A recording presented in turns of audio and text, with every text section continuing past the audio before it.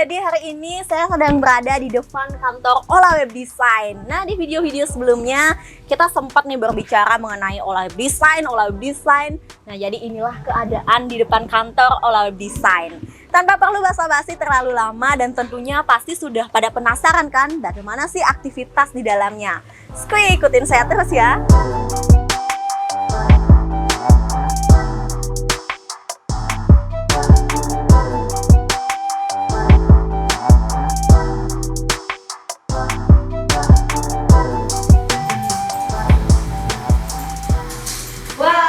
Buat apa nih Kak?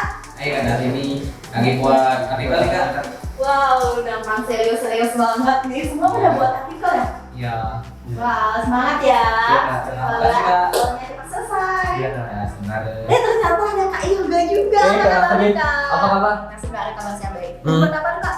Lagi buat artikel juga. Artikel? Iya. Tentang apa? Google AdSense sih. Google AdSense.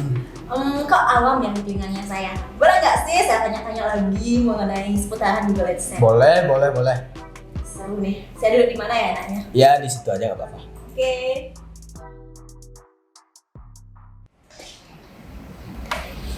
Kayaknya saya perlu laptop juga nih Kak. Oh gitu ya. Nah, lama tak jumpa setelah mungkin lumayan lama juga sih. Gimana sekitar ya 1 mingguan lah. Kurang lebih 1 minggu. Gimana Kak? Udah kangen nggak sama saya? Kangen sih setiap hari tapi ya gimana menurut orang kita sama-sama belajar kan ya gitu deh. Ya gitu deh. Oke, by the way tadi Kak Yoga sudah sempat menanyakan kabar saya, tapi saya belum sempat menanyakan kabar Kak Yoga. By the way apa kabar nih Kak? Astungkare berkat rahmat Tuhan sehat. Sehat, sebenarnya sehat selalu.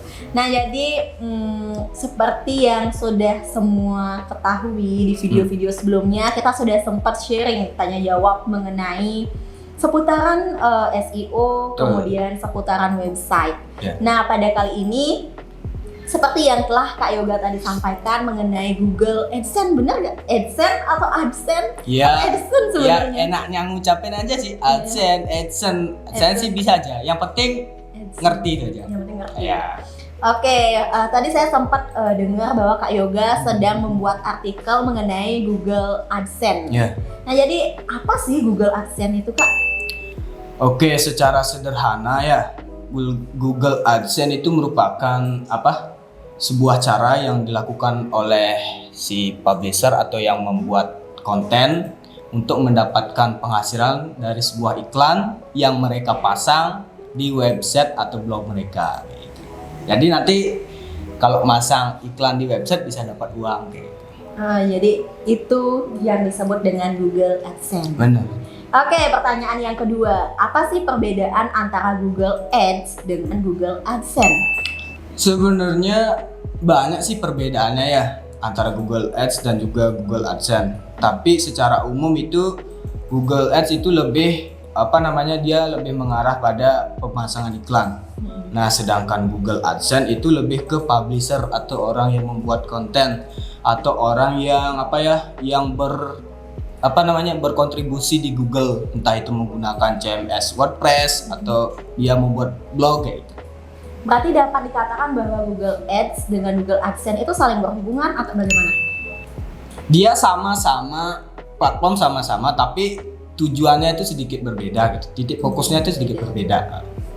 Oke, jawaban yang singkat, padat dan jelas.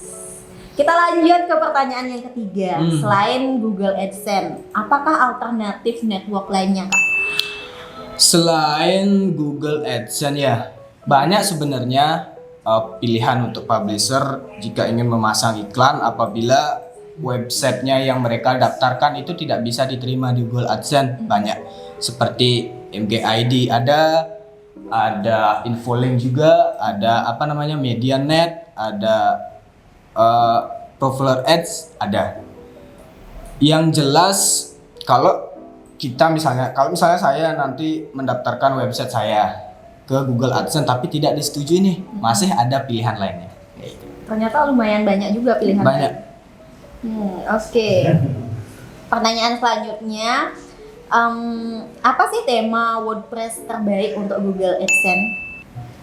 Kalau tema WordPress terbaik Semua baik sih ya, tapi tergantung kita itu mau buat website atau blog itu seperti apa kayak gitu. Tapi sekarang WordPress itu sudah menyediakan sekitar kurang lebih 30 tema sih yang direkomendasikan bisa langsung dipasang iklan di Google AdSense kayak gitu. Yang terlaris itu ada yang namanya tema Revenue Plus, ya itu yang saat ini yang terlaris. Yang paling banyak digunakan oleh pengguna website. Jadi semua tema bagus. Bagus, tergantung kita mau membuat websitenya itu seperti apa. Oke. Jadi tergantung si pembuat website aja sih. Benar. Nah, pertanyaan selanjutnya, bagaimana sih cara menambahkan Google AdSense ke situs web?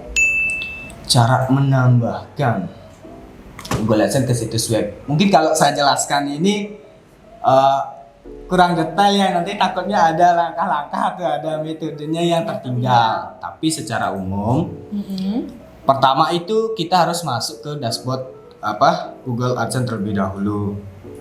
Nanti di sana langsung diarahkan ada menu kan. Kita kan mau masang iklan nih, pasti kita klik menu iklan. Terus nanti kita diarahkan secara otomatis untuk mendapatkan kode iklan yang akan kita pasang di websitenya kita. Tapi dalam tanda kutip jika disetujui oleh pihak Google AdSense. Nah, kadang-kala galaunya menjadi blogger itu di situ.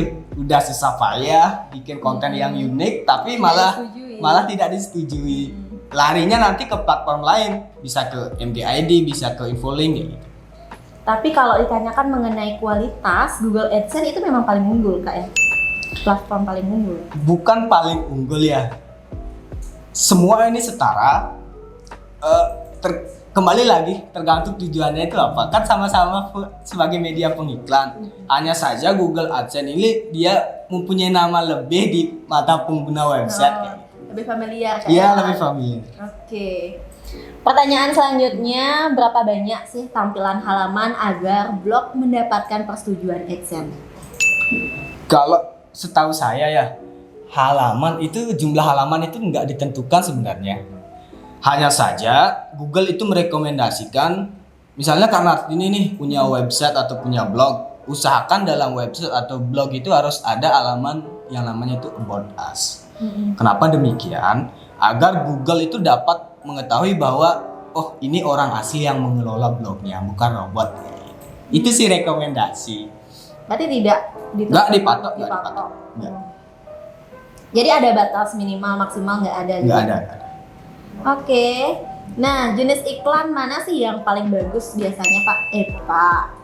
Kak. Nanti terlalu tua kan saya Pak gitu ya.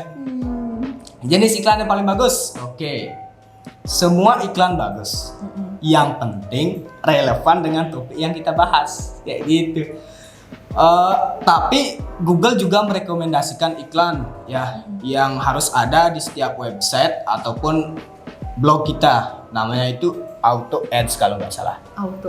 Auto Ads. Nah, ini sebuah iklan yang mempunyai algoritma cerdas ya. Iklan ini bisa memposisikan dengan desainnya kita. Nanti pengguna kalau iklannya nggak sesuai posisi kan nanti pengguna terganggu saat baca artikel kan. Tapi iklan Auto Ads ini dia bisa langsung menyesuaikan dengan desain website atau blog kita. Gitu. Tapi ada batas maksimal dan minimal nggak Kak penaruhan iklannya itu? Kalau menurut saya enggak sih ya. Nggak ada. Karena saya sempat membuka sebuah artikel ataupun blog, itu ada yang kebanyakan iklan sampai rasanya bosen gitu, nggak pengen baca. Iya, berarti algoritma iklannya itu nggak secerdas Auto Ads kayak. Iya. Biasanya kan di tengah tuh sangat ganggu kan biasanya. Iya. Ke tulisannya itu kan ketutup. Ya. Hal itu biasanya yang sangat membuat jengkel. Iya. Sebenarnya itu strategi sih biar si publisher itu mencari orang yang mungkin sekarang tidak sengaja, itu aja. Itu sebenarnya strategi juga. Ya. Nah, apakah penghasilan Google AdSense diperoleh dari jumlah per klik? Kalau dari BPK relatif juga. Relatif. Misalnya Kak Nartini punya website nih atau punya blog kayak gitu ya. Bisa saja media pengiklannya itu bisa saja Google AdSense itu membayar Kak Nartini lebih dari biaya per klik. Ya, tergantung kesepakatan nanti. Berarti tergantung kesepakatan. Iya. Berarti nggak ada ketentuan, misalnya satu kali klik dapat segini, nggak ada ketentuan seperti itu. Oke, kita lanjut. Bagaimana sih cara meningkatkan BPK atau biaya per klik di Google AdSense? Oke, untuk meningkatkan BPK ya. Yang pertama itu kita harus punya dulu yang namanya website atau blog. Itu yang harus kita punya dulu. Itu kebutuhan pokok. Iya, kalau nggak punya itu bagaimana cara daftarnya nanti ya. Terus dalam website atau dalam blog itu harus tersedia konten yang berkualitas kayak gitu.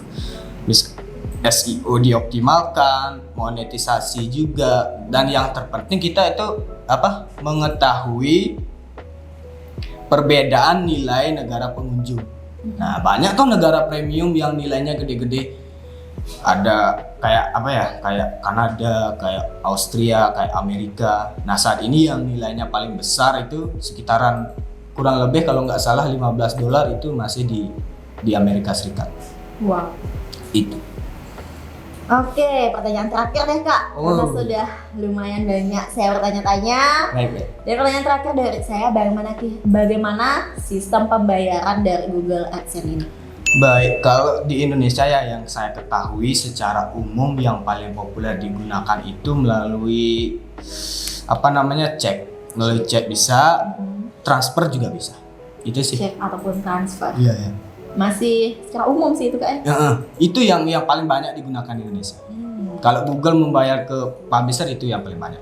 Bisa melalui chat, bisa juga melalui transfer. Ya, betul sekali. Oke, tadi sudah lumayan banyak dan saya bertanya-tanya bersama Kak Yoga, dan maaf banget karena saya mengganggu Kak Yoga saat sibuk-sibuknya membuat artikel, dan semoga artikel yang Kakak buat segera selesai Kak ya. Nah, mungkin itu saja di video kali ini. Teman-teman semangat. Mungkin saya pamit dulu Kak, gitu. karena ada sedikit kegiatan yang harus diselesaikan. Dan terakhir saya pingin dong satu kalimat dari Kak Yoga yang mungkin sekiranya bisa memotivasi teman-teman di luar sana yang sama-sama sedang memperjuangkan suatu hal. Oh iya. Oke.